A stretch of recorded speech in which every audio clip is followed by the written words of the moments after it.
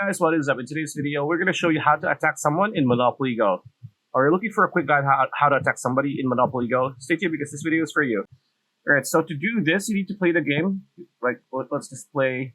And you need to land on a certain tile to be able to attack another player. So let's just wait until we can attack another player.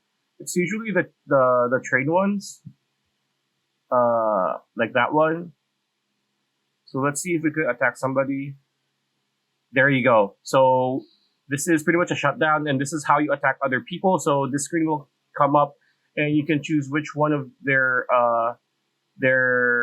structures you can attack. So let's just attack this one in the middle right here, and see it. There's like a demolisher, and there you go. I got $3,600, and you can collect that. And yeah, that's how you attack somebody in Monopoly Go. Yeah, that's pretty much it. Hope you liked the video. Like, comment, share, subscribe, ring that bell icon, and we'll see you on the next one.